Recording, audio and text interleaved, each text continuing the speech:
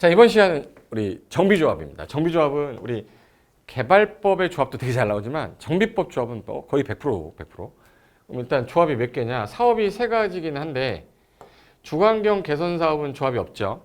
그럼 재개발하고 재건축만 조합이 나오는구나. 이렇게 가야지.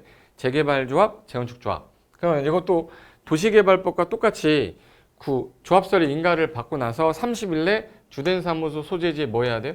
등기.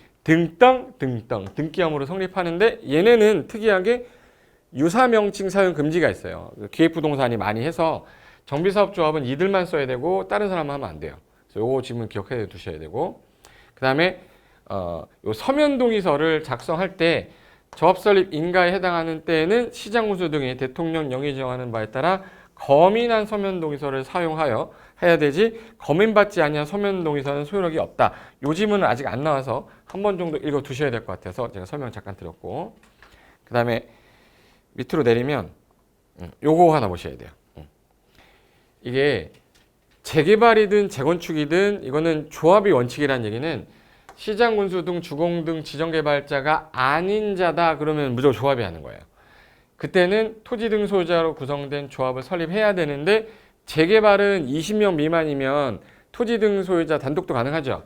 그럼 토지 등 소유자가 재개발 사업할 때는 조합 설립한다 안 한다? 안 한다. 이걸 재건축이라고 꼬시니까 이 재개발 조심하시면 되고, 그리고 토지 등 소유자가 재개발 사업을 단독으로 할 때에는 당연히 조합을 설립하지 아니한다 이렇게 됐고, 재개발은 조합이 원칙이지만 요 20인 미만일 때에는 누가 단독으로? 토지 등 소유자가 단독으로 시행할 수 있다. 이거는 재개발만 해당되는 건데 재건축으로 자꾸 꼬실 거예요.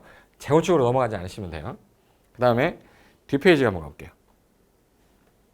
이게 아직 안 나왔는데 페이지 71페이지의 왼쪽 위에 보시면 임원이 조합의 임원이 되려면 이게 어제 이사 온 애를 임원시킬 수는 없잖아요. 그래서 선임일 직전 3년 동안은 거주 기간이 그래도 1년 이상을 거주했어야 되고요. 그 소유 기간은 5년 이상 소유해야 돼요. 그래서 요걸 갖고 헷갈리게 할 건 있기 때문에 임원은 3.1절 날 3년을 뭐요? 거주하고 계셔야 되고 1년은 뭐요? 거주 기간은 1년이고 그 5년 이상은 뭘 해야 돼요? 소유해야 돼요. 그래서 여기 1년 거주보다 소유가 당연히 길어야 되는 게 살긴 살았어야 될 거 아니냐. 소유는 길어야 돼요. 그래서 소유는 몇 년? 5소. 그래서 5년. 그 다음에 1년 이상은 뭐 해야 돼요? 거주. 그래서 1거. 3년 동안 구역 내 1년 이상 거주하고 그래도 소유한 기간은 5년 이상일 것. 그래서 요 지문 하나 기억해 두시고, 그 다음에 임원의 임기가 개발법에는 없어요. 정비법에는 막 조합장이 10년, 20년 한댔잖아요. 왜? 이게 연임이 가능해. 3년 이하지만 연임이 된다가 중요해요. 그래서 임기는 3년 이하인데 연임이 가능합니다. 그리고 이사는 3명 이상이어야 되고 다만 100명을 넘을 때는 5명, 그리고 감사는 3명 이하로 하는데 여기서 조심할 게, 자, 이사는 현재 200명이다. 그러면 3명이 아니라 몇 명이어야 돼요? 5명이어야 돼요. 그래서 100명 이하면 3명 이상의 이사가 있으면 되겠죠. 맞는 지문이죠. 그래서 요거 하나 기억하시고, 기출됐던 지문이 뭐든지 총회를 할 때는요 통지서가 와야 되는데 항상 7일 전에 통지해야 됩니다. 항상 며칠 전에? 7일 전에. 그리고 조합원 수가 100명 이상인 조합원이면, 자, 개발법은 의결권 가진 자가 50명 이상이면 대의원에 둘 수 있다예요. 정비법은 100명 이상이면 무조건 두라고 되어 있습니다. 대의원회를 두어야 된다. 그리고 조합장, 이사, 감사 중에 조합장은 대의원이 될 수 있는데 이사, 감사는 안 돼요. 임원이 안 돼. 그래서 조합장이 아닌 임원은 대의원이 될 수 없다. 조합장이 아닌 임원은 대의원이 될 수 없다. 요거 이미 시험에 나왔던 거지. 됐고, 그 다음에 오른쪽에 가시면 요 지문을 좀 사람들이 많이 물어봤는데, 대의원에는 임기 중에 궐이가 됐다. 예를 들어서 그 임원이었던 자 중에 만약에 조합장이 만약에 나갔어요. 새로운 사람이 필요해. 그러면 보궐 선임해야 되죠. 그러면 임원의 선임은 반드시 뭘 개최해야 되죠? 총회 개최해야 돼. 그런데 그럼 보궐 선임을 할 수가 없는 이유가 대의원에서 하는 게 아니라 어디서 해야 되죠? 이거는 총회에서 해야 돼요.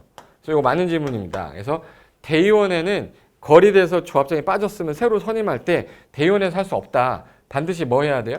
보고서는 총회 개최하셔야 돼요. 그래서 요즘을 되게 헷갈려하는 것 같아서 요즘 한번 봐주셨으면 좋겠고, 그 다음에 뒷페이지에서 나오는 지문 중에 요 지문 하나 보겠습니다. 되게 잘 나왔던 게 72페이지의 투기과열지구 이거. 자, 이게 조합원의 지위는 양도가 가능한 거예요 원래. 근데 어느 지구가 지정됐을 때가 중요한 거예요? 투기과열지구 지정되면 조합원 지위 양도가 안 돼요. 조합원 지위 양도가 안 된다. 뭐냐? 재건축은 규제가 세서 조합 설립 인가 후부터 안 되고, 재개발의 경우는 철거할 때 관리처분 인가 받고, 관리처분 인가 후에는 정비사업의 토지 건물을 양수한 자는 조합원이 될 수가 없다. 지위 양도가 안 된다. 근데 예외 있어요. 상속이라든지 이혼일 때는. 그래서 매매증여 말고 요 상속 이혼으로 인한 경우에는 제외 가능하다 해서 요거는 이제 시험에서 좀 잘 나오는 거기 때문에 기억해 두시고, 투기과열지구지 과밀억제권형이 아니라는 거. 그리고 이 건축법 같은 경우는 조합 설립 인가고, 그리고 재개발 관련된 거는 관리처분 인가 후에요. 그래서 건조합 발관리해라. 건조합 재건축은 조합 설립 인가. 그리고 재개발은 관리처분 인가인데 이거 바꿔서 내면 틀렸다 할 정도면 돼요. 그래서 요 지문은 체크해 두시고 나머지는 한 번씩 읽어 두시면 도움이 될 것 같습니다. 자, 이렇게 해서 정비법에서는 제일 잘 나오는 파트가 그 파트니까 그거 구역 지정 용어 정리 파트랑 조합 파트 반드시 보고 가시기 바랍니다. 자, 다음번에는 건축법에서 봐야 될 지문 좀 보겠습니다. 자, 수고하셨습니다.